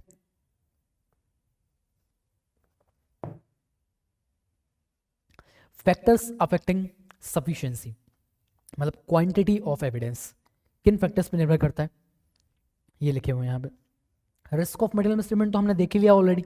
रिस्क ऑफ मेटेरियल मिसस्टेटमेंट हमने देखा क्या? हाँ देखा कि भैया रिस्क और एविडेंस की सफिशिएंसी के बीच में कैसा रिलेशनशिप? डायरेक्ट। रिस्क ज़्यादा तो एविडेंस की क्वांटिटी ज़्यादा, रिस्क कम तो एविडेंस की क्वांटिटी भी कम। तो रिस्क ऑफ मेटेरियल मिसस्टेटमेंट निर्भर करता है, इनहेरेंट रिस्क क्या है, कंट्रोल रिस्क क्या है, उस पर निर्भर करता है क्या? सफिशिएंसी। दूसरा मटेरियलिटी पे भी निर्भर करता है, ठीक है जी। अगर कोई अकाउंट बैलेंस या फिर अगर कोई क्लास ऑफ ट्रांजेक्शन वो ज़्यादा मटेरियल है, मटेरियल वो ज़्यादा है तो उसमें ज़्यादा एविडेंस लगेगा। अगर वो मटेरियल कम है, कम मटेरियल है तो कम एविडेंस लगेगा। तो materiality as well as the sufficiency of evidence both have the direct relationship with each other. ठीक है, ये भी ऐसे ही है, ज़्यादा मटेरियलिटी मतलब ज़्यादा एविडेंस, कम मटेरियलिटी मतलब कम, मतलब मटेरियलिटी नहीं, ज़्यादा मटेरियलिटी मतलब कोई एविडेंस है, जैसे मान लो सॉरी अकाउंट ट्रांजेक्शन है मान लो, ठीक है, मटेरियलिटी है, मटेरियलिटी जो हमने डिटरमाइन करी कि वो 12,000 है, कितनी है 12,000, और जो ट्रांजेक्शन हमको मिला, एक कैसा था, एक ट्रांजेक्शन, क्लास ऑफ ट्रांजेक्शन की बात कर रहा हूँ मैं, क्लास ऑफ ट्रांजेक्शन मान लो सेल्स 20,000 है और मान लो सेल्स इसमें 13,000 होती, ठीक है, जब 20,000 सेल्स होती तो ये ज़्यादा मटेरियल है तो इस पर ज़्यादा एविडेंस लेना पड़ जाएगा, ज़्यादा क्वांटिटी ऑफ एविडेंस। 13,000 सिर्फ 1,000 का डिफरेंस है मटेरियलिटी से, तो ये कम मटेरियल है तो यहाँ पे मैं कम एविडेंस लूँगा। ठीक है, तो यही बात मैं यहाँ पे बताना चाहता था आपको। फिर size and characteristics of the population, तो अगर पॉपुलेशन में सेम टाइप के छोटे छोटे अमाउंट्स हैं, होमोजेनस अमाउंट्स हैं, होमोजेनस मतलब क्या, एक दूसरे से सेम सिमिलर काइंड ऑफ, एक ही बिरादरी के, होमोजेनस एंड स्मॉल है तो कम एविडेंस लगता है। अगर हेट्रोजेनस है मतलब एक दूसरे से अलग हैं सारे के सारे जो आइटम्स हैं और लार्ज हैं, बड़े आइटम्स हैं, तो उस केस में उसमें ज़्यादा एविडेंस हमको लगेगा। तो होमोजेनस एंड स्मॉल मतलब less evidence and heterogeneous and large मतलब हायर अमाउंट ऑफ एविडेंस। तो सफिशिएंसी इन 3 फैक्टर्स में निर्भर करती है, materiality, risk of material statement including inherent risk, control risk, and last वाला क्या, size and characteristics of population. ये मैंने रिवाइज करा के आपको हो गया। चलो आ जाओ आगे मेरे साथ, आ जाओ मेरे साथ, ठीक है।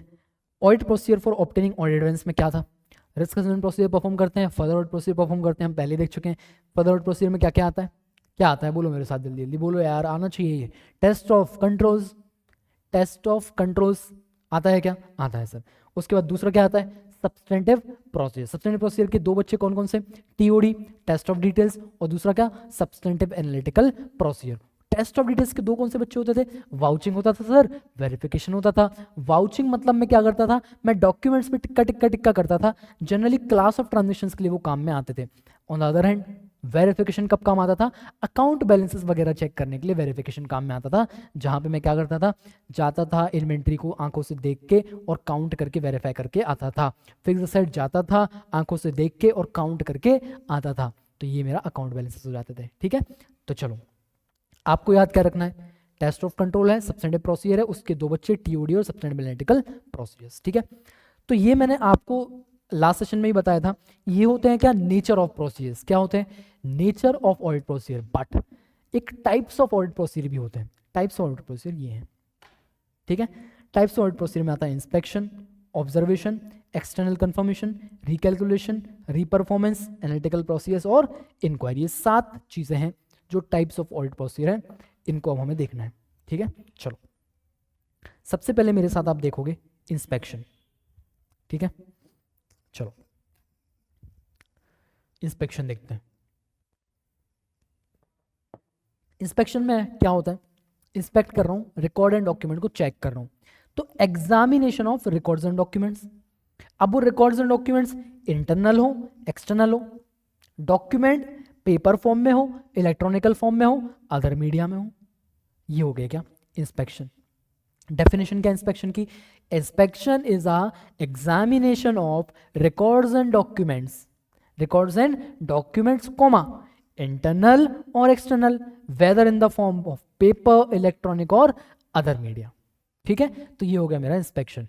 अब देखो इंस्पेक्शन में जब मैं रिकॉर्ड्स एंड डॉक्यूमेंट्स का क्या करूंगा, एग्जामिनेशन करूंगा, तो डिफरेंट लेवल ऑफ रिलायबिलिटी हमें मिलती है, डिफरेंट लेवल ऑफ रिलायबिलिटी मिलती है। और रिलायबिलिटी किस पर निर्भर करती है, SNC, C course sorry source, nature and controls and circumstances, इन पर निर्भर करती है। उसके अलावा मैंने एक बात और बताई थी, क्या एक एविडेंस सारे के सारे अदर्शंस को एड्रेस कर सकता है क्या, नहीं कर सकता। तो इंस्पेक्शन की जब मैं बात करूं तो one evidence is not for all the assertions. ठीक है, अब देखिए मैं कोई डॉक्यूमेंट्स देख रहा हूं, वो डॉक्यूमेंट्स चेक कर रहा हूं।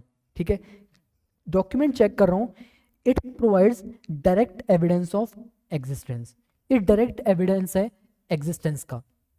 जैसे कि एग्जांपल, आप कोई बॉन्ड होल्ड करते हो, आप कोई स्टॉक होल्ड करते हो, इन सब चीज़ के बारे में कोई एक डॉक्यूमेंट में चेक कर रहा हूँ जो डायरेक्ट एविडेंस प्रोवाइड कर रहा है किसका, एग्जिस्टेंस का, but it may not provide you evidence about the ownership और द वैल्यूएशन। ओनरशिप या वैल्यूएशन का एविडेंस में भी वो प्रोवाइड ना करे, ठीक है। उसी दूसरे हाथ पे जब मैं टेंजिबल एसेट का, मतलब फिक्स एसेट रखा है, या फिर बोल लो आप, टेंजिबल एसेट एक एग्जांपल है, आप इन्वेंटरी बोल लो, इन्वेंटरी भी है, ठीक है। इन दोनों भी जगहों पे जब आप इनका इंस्पेक्शन करते हो, जाके चेक करते हो, तो हमें एग्जिस्टेंस पे कंफर्ट मिलता है, audit evidence about the existence. But क्या वो हमको इस चीज का एविडेंस देता है कि राइट इस पे कंपनी का है, क्या एक कंपनी को बिलोंग करती है, ऑब्लिगेशंस के बारे में कुछ पता चलता है क्या, नहीं, वैल्यूएशन के बारे में कुछ पता चलता है क्या, नहीं। तो एग्जिस्टेंस वाला असर्शन तो एड्रेस कर दिया उसने, इंस्पेक्शन ने, बट क्या उन्होंने राइट एंड ऑब्लिगेशन, वैल्यूएशन वाले जो अदर्शन उनको एड्रेस किया क्या, नहीं किया। तो इसी बात के लिए बोलते हैं one evidence do not provide evidence for all the assertions, ठीक है। चलो, तो इंस्पेक्शन की बात मैंने आपसे करी, इसी बात को यहाँ पे उन्होंने ज्ञान लेते देते देते देते फैल फैल के लिखा है, ठीक है। चलो, ऊपर से चार्ट देखना शुरू करो और लिखना शुरू करो। Inspection is what? Inspection is examination of records and documents, whether internal or external, in any form, paper form, electronic form, other media. इतनी बात समझ गई। फिर एक नीचे डंडा खींच के क्या, all these records and documents, inspection of record and document provides varying degree of reliability depending on four things: their nature, source and circumstance and controls. वो यहाँ पे आप लिख दोगे। फिर क्या बोला था, दो ऐसे एरोज हमने बनाए थे, that some document represent direct audit evidence of the existence of an asset. Example, stocks, bonds का अगर मैं डॉक्यूमेंट देखूं तो मुझे एग्जिस्टेंस के बारे में पता चल जाएगा, but they may not necessarily provide evidence about the ownership और value. Second, inspection of tangible asset वाला arrow, it may provide evidence with respect to existence but may not necessarily provide about rights and obligation और valuation, ठीक है। तो ये chart form में जो हमने लिखा था वो यहाँ पे हमने डाल दिया, ठीक है। अब ऑब्जर्वेशन एक्सटर्नल कंफर्मेशन आपको पता होगा, रिकैलकुलेशन में मैथमेटिकल एक्यूरेसी देखते हैं, अरिथमेटिकल एक्यूरेसी देखते हैं, रीपरफॉर्मेंस में किसी कंट्रोल को, प्रोसेस को वापस से परफॉर्म करके देखते हैं, ठीक है। तो रीपरफॉर्मेंस हो गया। अब जरा मेरे साथ आप इंक्वायरी पे आ जाओ। किस पे आएंगे मेरे साथ, इंक्वायरी पे आओ। इंक्वायरी मतलब क्या सर, बातचीत करेंगे हम।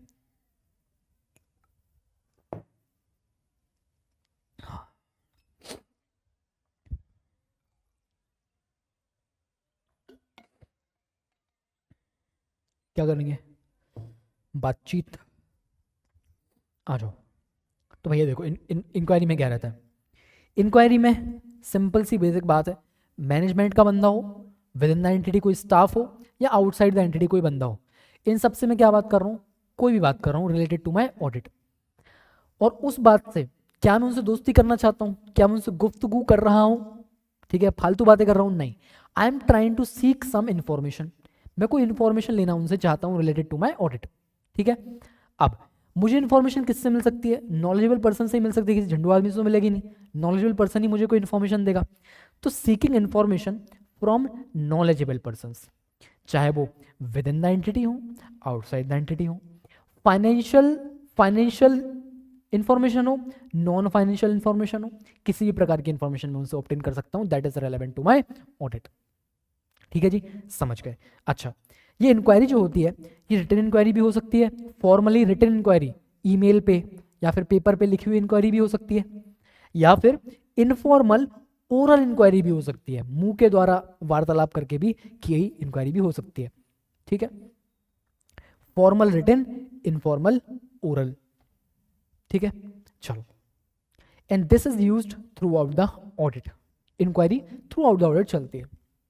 चलो, अब एक बात समझिएगा, अगर मैंने इंक्वायरी करी है तो मैनेजमेंट कुछ रिस्पॉन्स देगा, अगर मैंने इंक्वायरी करी है तो आउटसाइड द एंटिटी जिस बंदे से करी है वो मुझे कुछ रिस्पॉन्सेस देगा, कोई ना कोई रिस्पॉन्स मुझे मिलने वाले हैं इंक्वायरी के, हाँ सर रिस्पॉन्स मुझे मिलने वाले हैं। तो उस रिस्पॉन्स को इवेल्युएट करना हमारी जिम्मेदारी है कि भाई उसने जो बोला वो सच है कि नहीं, वो सच है कि नहीं, वो उसको इवेल्युएट करना हमारी जिम्मेदारी है।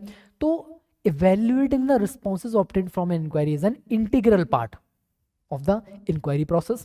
तो भाई है, रिस्पॉन्स जो हमें मिलते हैं ना, उनको evaluate करना है, उनसे हमारा क्या इंपॉर्टेंट पार्ट है, इंटीग्रल पार्ट है। अब जो ये रिस्पॉन्स हमें मिलते हैं ना इंक्वायरी से, वो हमें कुछ इन्फॉर्मेशन प्रोवाइड करते हैं। They may provide us the information, मैं कह रहा हूँ may, they do not always, but they may provide us the information about any information that is not previously possessed, पहले हमारे पास नहीं थी, नॉट प्रीवियसली पजेस्ड, ओ, या फिर कोरोबोरेटिव एविडेंस, कोई और एविडेंस हमारे पास है, उसको कोरोबोरेट करने के लिए कोरोबोरेटिव एविडेंस प्रोवाइड कर सकती है। इट में also provide the information that differ significantly, differ करती है क्या, सिग्निफिकेंटली, किससे, ऐसी इंफॉर्मेशन से जो कि हमें किसी और सोर्स से पहले मिली हुई है, तो उससे क्या करती है, डिफर करती है, इनकंसिस्टेंसी है। And it also may provide a possibility, it may also indicate about the possibility about management override of control. तो 3 चीजें बोली, रिस्पॉन्स हमको कौन सी 3 चीजें बता सकते हैं, ऐसी इंफॉर्मेशन के बारे में that was not previously possessed, दूसरी बात एनी कोरोबोरेटिव एविडेंस, तीसरी बात क्या, any information that differs significantly from any information obtained from any other source, और दूसरी बात it may also indicate about the possibility about management override of control. Last में it also provides the basis for modifying the old procedure और to perform additional procedures, इसके लिए भी basis हमको दे सकती है। अच्छा, अब ये जो इंक्वायरी होती है ये हमको कोरोबोरेटिव एविडेंस भी प्रोवाइड करती है। अबाउट व्हाट, भैया सिंपल सी बात है, मैं जो भी इंक्वायरीज परफॉर्म कर रहा हूं, ठीक है, मैनेजमेंट इंटेंट से रिलेटेड, मैनेजमेंट का इंटेंशन, उनकी नीतिमत्ता क्या है, उनकी नीयत क्या है, उसके बारे में जो मैं इंक्वायरी करता हूं, उसके लिए जो कोरोबोरेटिव एविडेंस है ना, कोरोबोरेटिव एविडेंस कैसा होता है, लिमिटेड होता है टू सपोर्ट दैट इंटेंशन, उस इंटेंट को सपोर्ट करने के लिए जो कोरोबोरेटिव एविडेंस होता है वो क्या होता है, लिमिटेड होता है, बिकॉज अब जो बोल रहे हैं यार वो सही है या नहीं। ठीक है, मान लीजिए एग्जांपल, मैंने बोला कि ये 50,000 की कोई इन्वेंट्री का आइटम पड़ा हुआ है, 3 साल से पड़ा हुआ है, ये बिक रहा नहीं है, तो इसको आप एक काम करो, इसको राइट ऑफ करो आप इन्वेंट्री में से। अब मैनेजमेंट क्या बोल रहा है, हम इसको राइट ऑफ नहीं करेंगे बिकॉज अभी आपका ऑडिट खत्म होगा, उसके 2 महीने में हमारे पास एक ऑर्डर आएगा, वो हमारी जो इन्वेंट्री है वो निकल जाएगी। ठीक है, तो मैनेजमेंट अपना इंटेंशन बता रहा है कि भाई हम तो इन्वेंट्री बेच देंगे, बिकने वाली है, बस क्यों राइट ऑफ करना है, क्यों प्रोविजन लेना है उसका, है ना, ऐसा बोल रहा है कौन भैया, हमको मैनेजमेंट बोल रहा है। अब इसको सपोर्ट करने के लिए एविडेंस क्या होता है, कम होता है। ठीक है, तो उस केस में हम we understand the past history, कि पिछले साल भी उसने ऐसा ही बोला था कि ऑडिट के बाद हम सेल कर देंगे, बट हुआ था क्या या नहीं हुआ था क्या, तो स्टेटेड इंटेंशंस का carrying out. Understand the past history about what, about management carrying out his stated intention, जो कहा था वो करता है कि नहीं। Course of action, any chosen course of action जो लिया, उसके पीछे के कारण क्या थे, या फिर their ability to pursue any specific action, कोई स्पेसिफिक कोर्स ऑफ एक्शन लेने के लिए उनकी औकात है कि नहीं, एबिलिटी है कि नहीं, उस चीज़ के बारे में हमको पता करना पड़ेगा कैसे, while understanding the past history. This is the corroborative evidence for the management intent in case of inquiry. And as always we know inquiry alone is not a sufficient procedure to provide sufficient appropriate audit evidence, hence we will have to perform other procedures also along with that। ठीक है, वही बातें यहाँ पे लिखी हुई हैं, ये इतने बड़े पैराग्राफ में ऐसे ही लेट के यहाँ पे लिखा हुआ है, तो जो चार्ट में पूरा लिखा हुआ ना मैंने, वो यहाँ पे आप इसको रीड करना, आपको यहीं पे मिलेगा। ठीक है, चलो मेरे साथ आप एक बार क्वेश्चन नंबर 17 पर आ जाओ, क्वेश्चन नंबर 18 पर आ जाओ।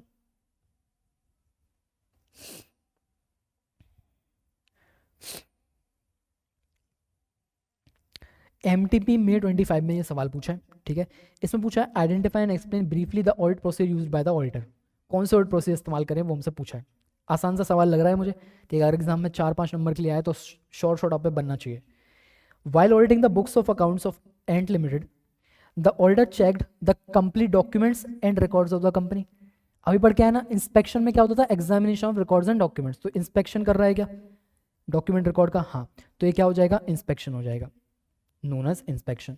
ठीक है, फिर auditor of the company look at the process of inventory counting end of the performance of control activities, देख रहा है, he is looking at the process of inventory counting and control being performed, मतलब observation. ठीक है, तीसरा engaged in export of goods to Europe, the sale invoices raised in euros are converted into Indian rupees, the auditor wants to verify whether conversion of foreign currency into Indian rupees is proper or not। जो conversion है, मान लो बस 1000 Euros थे, 1000 Euros को उन्होंने एक exchange rate से multiply करके एक इंडियन वैल्यू निकाली, INR निकाला। तो इस कैलकुलेशन को चेक करना चाहता है कि सही है कि नहीं। तो मैथमेटिकल एक्यूरेसी चेक कर रहा है क्या? हाँ सर। तो क्या मैं इसको रिकैलकुलेशन बोल दूँ? रिकैलकुलेशन, ठीक है। फिर Isha is appointed as auditor of TUB limited. During the initial stage of audit, she reviewed the gross profit ratio of the company. She also compared GP ratio with the other companies operating in the similar industry. मतलब similar industry से comparison वगैरह कुछ तो कर रही है। तो क्या मैं इसको एनालिटिकल प्रोसीजर बोल दूं? हाँ, it is an analytical procedure, ठीक है। एक कोई पॉइंट है शायद यहाँ पे 5th, वो शायद ये रहा रहेगा, यहाँ पे कट गया शायद वो पॉइंट। चलो ठीक है, अगले बार नेक्स्ट टाइम हम इसको सही कर देंगे। तो इसको लिख लेना चाहिए क्या? हाँ, इसको नोट्स में लिख लेना चाहिए ताकि नेक्स्ट वर्जन में इसको हम करेक्ट कर दें। Chapter number 4, question number 17, check the point number 5। चलो ठीक है, तो 17 बता के हो गया। सिमिलर वे 18th भी है, ठीक है। यही RTP सितंबर 25 में पूछा गया सवाल है, इसलिए आपको 4 बार पॉइंट दिए, आपको आइडेंटिफाई करना है भैया कौन सा वाला ऑडिट प्रोसीजर है और उसके बारे में थोड़ा सा ज्ञान लिखना है, ठीक है। सिर्फ वन वर्ड आंसर लिख के मत आना, नंबर नहीं मिलेंगे। वन वर्ड आंसर लिख के डैश लगा के थोड़ा सा ज्ञान लिख के आना 2-3 लाइन का, तो आपको पूरे नंबर मिलेंगे, ठीक है। चलो ये सवाल आ गया तो आपकी बल्ले बल्ले, बिकॉज आसान सा सवाल है। अब जरा मेरे साथ आ गया हो, आदर्शंस बताने की नहीं है, काफ़ी आसान टॉपिक है, आप पे ये चीज़ समझ में आ गई होगी, ठीक है। चलो ये बात देख लो जरा। नेगेटिव अजर्शंस होते हैं, जैसे पॉजिटिव अजर्शन होते हैं कि भाई इन्वेंट्री एग्जिस्ट करती है, इन्वेंट्री सही से वैल्यूड है, राइट्स हमारे मौजूद हैं सेट पे, हमें ट्रेड पेबल पे हमारी ऑब्लिगेशन मौजूद है, या फिर रेवेन्यू का ट्रांजेक्शन हुआ है, अकर हुआ है, मतलब अकरेंस हुआ है। तो ये सारी चीज़ें अजर्शन पॉजिटिव अजर्शन होते हैं। बट नेगेटिव अजर्शन भी एक चीज़ होती है, वो एक्सप्रेस्ड हो सकते हैं या फिर implied. Negative assertions can be expressed और इम्प्लाइड। एक्सप्रेस्ड मतलब क्या? मैं लिख दूं that I don't have any trade payables, I don't have any contingent liabilities, that the entity do not have any contingent liability, entity do not have any borrowings, do not have any borrowings, ऐसा लिख रहे हैं ना। तो ये हो जाता है एक्सप्रेस्ड टर्म्स में क्या? एक्सप्रेस्ड टर्म्स में negative assertion. For example, if it is stated that there is no contingent liability, it would be an expressed negative assertion. On the other hand, एक होता है implied मतलब मान लेना कि हाँ ये नेगेटिव assertion है। कैसे? अगर बैलेंस शीट है, बैलेंस शीट में मान लो बिल्डिंग का कंपोनेंट है ही नहीं, बिल्डिंग्स दिख ही नहीं रहे आपको, नोट्स टू अकाउंट में भी नहीं दिख रहे, कहीं भी नहीं दिख रहे, इसका मतलब है बिल्डिंग्स हैं ही नहीं। तो it is N implied negative assertion कि जो चीज़ लिखी नहीं है वो नहीं है। असर्शन मतलब क्या? कि मैनेजमेंट रिप्रेजेंट कर रहा है किसी चीज़ को, बट जहाँ पे वो रिप्रेजेंट कर ही नहीं रहा तो मैं यही मानूंगा कि नहीं कर रहा, मतलब it is an negative assertion, implied वाला। On the other hand, if in the balance sheet there is no item as building, it would be an implied negative assertion that the entity did not own any building on the balance sheet date. Cool, चलो ये negative assertion था। इससे ऐसे ही सवाल पूछ सकता है, तो इसको आप क्या मार्क करोगे? इसको स्टार मार्क करोगे, एक अच्छा केस स्टडी बना के वो आपसे पूछ सकते हैं, ठीक है। तो इसको लिख के आना आसानी से। याद कैसे रखना है? नेगेटिव असर्शन के 2 टाइप्स, एक्सप्रेस्ड वाले, इम्प्लाइड वाले। एक्सप्रेस में मैनेजमेंट बोल देता है कि भाई हमारे पास ये चीज़ नहीं है, और इम्प्लाइड में बोलता नहीं है बट वो चीज़ वहाँ पे लिखी भी नहीं है, कुछ भी नहीं है उसके बारे में, तो वो इम्प्लाइड नेगेटिव असर्शन हो जाता है, ठीक है। चलो आ जाओ अगले टॉपिक पे।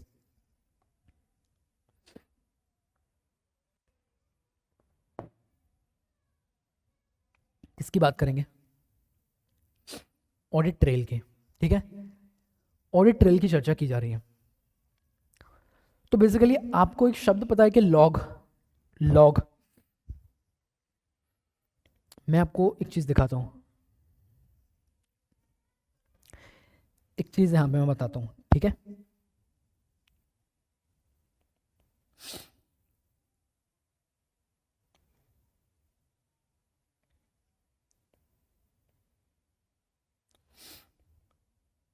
देखो मैं क्या लिख रहा हूं, एक्शन, टाइम, ठीक है, यूजर, ठीक है जी, एंड सो ऑन, ऐसी चीजें डैश डैश करके बहुत सारे ऐसे अलग अलग कॉलम्स बने हैं, ठीक है। एक्शन में लिखा है मान लो डिलीट या फिर ऐड, या फिर मॉडिफाइड या फिर अपडेट, ऐसा कुछ लिखा है कि ये टाइप के कुछ एक्शंस हैं जो कि हो सकते हैं इस सिस्टम में। डिलीट कर सकते हो आइटम को, ऐड कर सकते हो, मॉडिफाई या अपडेट कर सकते हो। टाइम मतलब क्या, मान लो डिलीट करा किसी ने कोई आइटम 12:01 पे, ऐड किया किसी ने कुछ आइटम 1:45 पे, ठीक है, 2:30 पे, 4:30 पे। अब किसने किया ये, कोई डेटा डिलीट किसने किया, मान लो यहाँ पे एक डेटा SRJ ने किया, ठीक है, एक डेटा मान लो MJ ने किया, मॉडिफाई अपडेट AJ ने किया या फिर NJ ने किया, ठीक है, और सो ऑन, बहुत सारे डिटेल्स।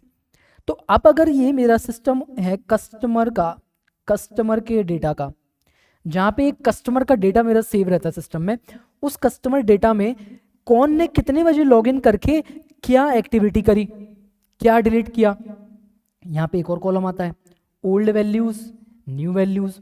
तो अगर कुछ ऐड किया या फिर चलो मॉडिफाई किया, पहले यहाँ पे उसका नेम ऑफ द सिटी जो था ना उस कस्टमर का, उसका नेम ऑफ सिटी था मान लो पुणे था, आपने उसको चेंज करके मुंबई कर दिया, तो आप मुझे यहाँ पे पता चलेगा कि आपने क्या मॉडिफाई किया। एजे ने 2:30 पर दिन में मॉडिफाई किया है ओल्ड वैल्यू पुणे से न्यू वैल्यू मुंबई पे। तो कल के दिन अगर कोई कांड होता है तो मैं ये ऐसा लॉग खोल के चेक कर सकता हूं कि चेंजेस किसने किए थे, किसने गलती करी है। इसे ही मैं बोलता हूं ऑडिट ट्रेल। ठीक है, आ जाओ मेरे साथ यहाँ पे। ऑडिट ट्रेल मतलब होता है documented flow of transaction, documented flow of transaction, that how a source document जो भी हो, कहीं से स्टार्ट होगा ना, इनिशियल स्टेज है source document, how it is moved from an accounting entry and how it is inserted in the financial statement. Source document शुरू कहाँ से हुआ, उसको अकाउंटिंग एंट्री में कैसे बदला, अकाउंटिंग एंट्री से वो फाइनेंशियल स्टेटमेंट में कैसे गया, वो जो पूरा फ्लो ऑफ ट्रांजेक्शन है उसका पूरा लॉग रिकॉर्डेड होता है एक सिस्टम में, उसे कहा जाता है audit trail. It is used as an audit evidence for the authentication and integrity of the transaction। ठीक है, authentication integrity of the transaction मुझे चेक करना हो तो it is used as an audit evidence. क्या चीज, audit trail. It maintain the records of system activity, किसने कितने बजे लॉग इन किया, कितने बजे लॉग आउट किया, ये सारी चीजें।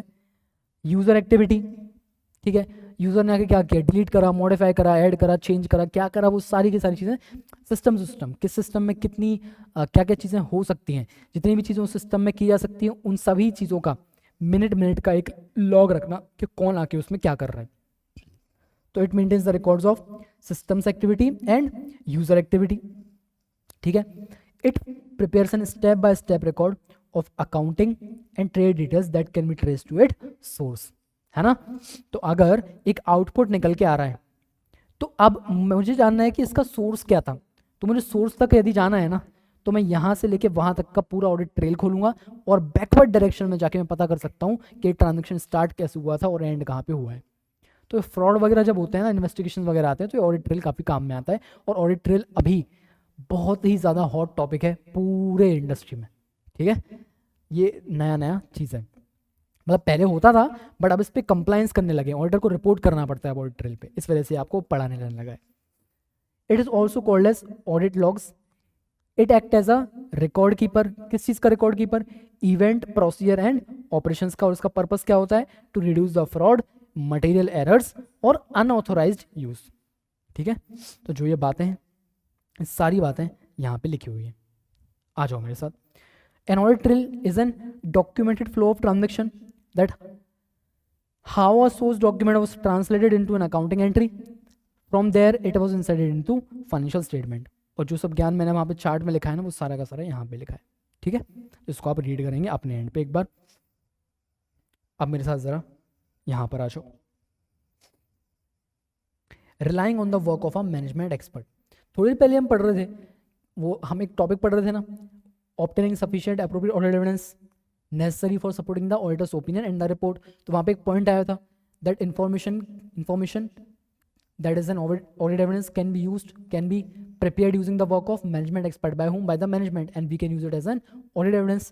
तो when if the entity has employed or engaged experts, entity ने, management ने engage किया हो, employ किया हो कोई भी expert, द ऑर्डर में rely on the work of expert, अगर हमें उसका किया हुआ काम एज एन ऑडिट एविडेंस इस्तेमाल करना है, he is if he provided he is satisfied that sufficient and appropriate audit evidence is obtained to form an opinion, अगर उसको लगता है यहाँ से सफिशिएंट एप्रोप्रिएट ऑडिट एविडेंस मिल सकता है तो वो उसको इस्तेमाल कर सकता है, बिल्कुल कर सकता है। सर कब इस्तेमाल होता है मैनेजमेंट एक्सपर्ट का? यार देखो, हर एक कंपनी हर चीज़ में एक्सपर्ट नहीं होती, ठीक है।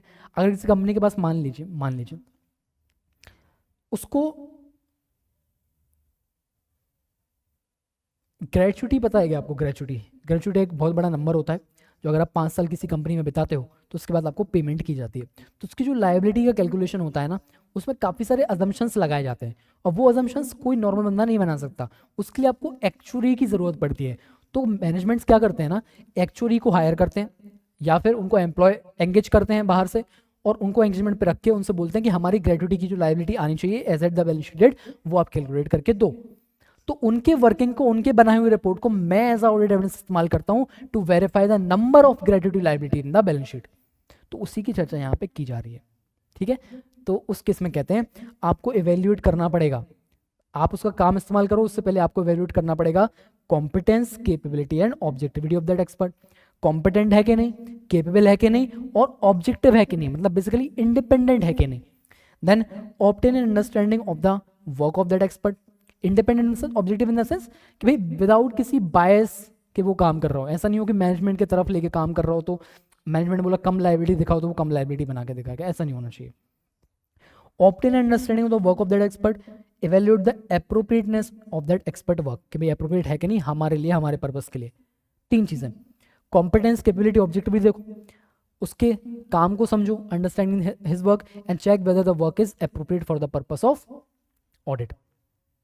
कॉम्पिटेंस, कैपेबिलिटी, ऑब्जेक्टिविटी चेक करने के लिए आप ये 2-3 पॉइंट्स ध्यान रखेंगे जो आपने ऑलरेडी पढ़े होंगे, ठीक है। तो एग्जाम में अगर क्वेश्चन आएगा तो ये पूरा अपन को लिख के आना पड़ेगा, चलेगा। आ जाओ सर आगे। तो यहाँ पे ऑडिट एविडेंस का मेनली जो हमारा पार्ट था ना वो खत्म हुआ।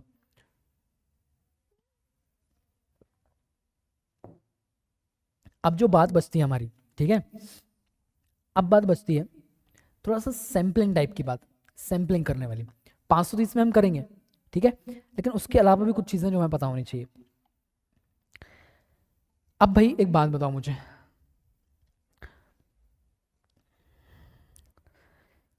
मुझे मुझे मुझे मुझे टेस्टिंग करने के लिए मुझे ऑडिट एविडेंस चाहिए। ऑडिट एविडेंस लाने के लिए मुझे कुछ आइटम्स को टेस्ट करना पड़ेगा। तो सवाल ये उठता है मैं कौन से आइटम को सिलेक्ट करूं और कैसे सिलेक्ट करूं, वो यहाँ पे हमको बताया गया है। Selecting the items for testing to obtain what, audit evidence, ठीक है। 3 ऑप्शंस होते हैं आपके पास, 3 ऑप्शंस होते हैं, ठीक है। मान लीजिए आपके पास, आपके सामने एक एक्सपेंसेस रखे हुए हैं, लीगल एंड प्रोफेशनल एक्सपेंसेस, ठीक है। लीगल एंड प्रोफेशनल चार्जेस जो कंपनी ने पे किए हैं वो सारे एक्सपेंसेस आपके सामने रखे हुए हैं। अब या तो आप उसमें अगर मान लो 500 एक्सपेंसेस हैं, या तो आप सारे 500 के 500 चेक कर लो। 500 के 500 एक्सपेंस अगर आपने चेक किए तो जो नंबर आ रहा है ना P&L में, पूरा नंबर आपका वेरीफाई हो जाएगा। तो सिलेक्टिंग ऑल आइटम्स मतलब 100% टेस्टिंग कर लो ऑडिट एविडेंस लाने के लिए, ठीक है। या फिर आप क्या कर सकते हो, 500 ट्रांजैक्शन है ना लीगल एंड प्रोफेशनल एक्सपेंस के, तो उसमें से आप कोई स्पेसिफिक आइटम्स चूज करो। सब चेक नहीं करना है आपको, अपने आप प्रोफेशनल जजमेंट लगा के, अपना प्रोफेशनल जजमेंट लगा के क्या करो, कुछ आइटम्स को सिलेक्ट कर लो। सिलेक्टिंग स्पेसिफिक आइटम्स, उनको बस टेस्ट करेंगे। या फिर ऑडिट सैम्पलिंग लगा दो, और ऑडिट सैम्पलिंग हम कहाँ पढ़ेंगे, ऐसे 530 में पूरा 6-7 पेज का एक स्टैंडर्ड है, वो हम वहाँ पे पढ़ेंगे सैम्पलिंग कैसे करते हैं। बड़े 3 ऑप्शंस होते हैं आपके पास, या तो पूरा चेक कर लो 100%, या स्पेसिफिक आइटम चेक कर लो, या फिर ऑडिट सैम्पलिंग कर लो, ठीक है। अब आ जाओ जरा मेरे सामने, चलो भाई सिलेक्टिंग ऑल आइटम्स की बात करेंगे। सिलेक्टिंग ऑल आइटम्स में क्या होता है, सिंपल सी बात मेरी समझो, the auditor may decide that it will be most appropriate to examine the entire population of any class of transaction, account balance और स्ट्रेटम ऑफ अ पॉपुलेशन, ठीक है। पूरा टेस्ट कर लो, 100% टेस्ट कर लो। और ये कब होता है, जब होता है जब स्मॉल नंबर हो लार्ज वैल्यू आइटम्स के। 10,000 रुपये टोटल एक्सपेंस है, उसमें से 3 इनवॉइसेस हैं, एक 3,000 का, एक 3,000 का, एक 4,000 का, तो 3 इनवॉइस तो कोई भी चेक कर सकता है, तो वो 100% टेस्टिंग कर लेगा। या फिर रिपीटेटिव नेचर हो कैलकुलेशन का, और इंफॉर्मेशन सिस्टम से ऑटोमेटिकली वो कैलकुलेट होता हो, तो वहाँ पे मैं 100% एग्जामिनेशन करूंगा, because it will B cost effective. कोई डेप्रेशन का कैलकुलेशन है, ठीक है, वो रिपीटेटिव तरीके से होता है, तो उसको इंफॉर्मेशन सिस्टम से रिपोर्ट निकाला और उसको मैंने अपने हाथ से एक्सेल में फॉर्मूलाज लगा के वापस से उसको कैलकुलेट कर लिया, तो उससे क्या होगा, 100% एग्जामिनेशन हो गया and is cost effective also as compare to मैं एक एक लाइन आइटम उठाऊँ उसका डेप्रेशन कैलकुलेट करूँ सैम्पलिंग करके, वो इफेक्टिव नहीं है, तो 100% कर लेना चाहिए। 100% टेस्टिंग करने से हमको ज़्यादा कंफर्ट आता है, ज़्यादा सफिशिएंट अप्रोप्रिएट एविडेंस मिलता है, ठीक है। तो selecting all items, selecting specific items को प्रैक्टिकल वर्ल्ड में टारगेटेड टेस्टिंग भी कहा जाता है, मतलब किसी चीज़ को टारगेट कर रहे हो और उससे ही आप टेस्ट कर रहे हो, ठीक है। तो इसमें स्पेसिफिक आइटम्स आपको चूज करने पड़ते हैं। The auditor may decide to select what specific items from a population, ठीक है। किन चीज़ों पर निर्भर करता है वो, understanding of the entity, risk of material statement और कैरेक्टरिस्टिक्स ऑफ द पॉपुलेशन, इन चीज़ों पर निर्भर करता है कि हम स्पेसिफिक आइटम्स वाली अप्रोच लगाएंगे या फिर नहीं लगाएंगे, ठीक है। It is a judgmental selection of specific item, hence there would be non sampling risk. Non sampling risk मतलब क्या, मैंने ऑडिट प्रोसीजर परफॉर्म किया और वो ऑडिट प्रोसीजर कैसा था, इनएप्रोप्रिएट था, तो नॉन सैम्पलिंग रिस्क मतलब डिटेक्शन रिस्क का एक कंपोनेंट, ठीक है।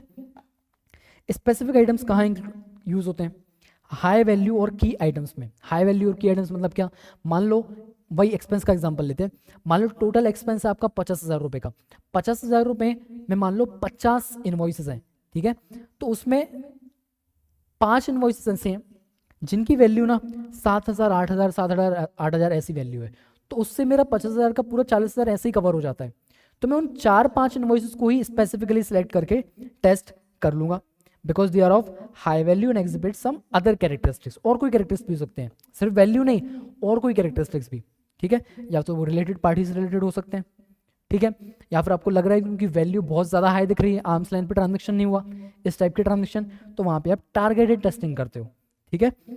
All items over a certain amount, मतलब एक आपको लिस्ट दी जाती है एक्सपेंसेस की, एग्जांपल मैं एक्सपेंस के ले रहा हूँ टू मेक इट इजी, एक लिस्ट दी जाती है एक्सपेंसेस की, तो उसमें बहुत सारे एक्सपेंसेस हैं, तो आपने क्या किया, आपने एक नंबर डिसाइड किया अपने जजमेंट से, ठीक है। मान लो प्रैक्टिकल लाइफ में जैसा होता है वैसा बता रहा हूँ मैं, एक ट्रिवियल लेवल होता है, ट्रिवियल लेवल या फिर उसको सम लेवल बोलते हैं, वो लेवल मान लो 50,000 है, तो आपका टोटल एक्सपेंस 5 लाख है, 5 लाख में बहुत सारे इनवॉइसेस हैं, तो फिर आप बोलोगे एक काम करो, 50,000 से ऊपर जितने भी इनवॉइसेस हैं, 50,000 से ऊपर जितने भी एक्सपेंस के इनवॉइस हैं वो सारे मुझे चेक करने हैं, that's the specific selection based on certain amount, all items over a certain amount, then items to obtain operation, ये 3-4 चीज़ों में स्पेसिफिक आइटम सेलेक्ट करने वाली अप्रोच फॉलो होती है, और लास्ट वाली कौन सी, ऑडिट सैम्पलिंग, जो कि हम कहाँ देखेंगे, ऐसे 530 में, ठीक है। चलिए ये आप देख लीजिएगा, ये आसान से टॉपिक्स हैं दोनों, तो यहाँ पे हमारा ऐसे 500 हो जाता है। इससे रिलेटेड कोई सवाल एक है, क्वेश्चन नंबर 66, इसमें क्या है, कुछ खास है क्या,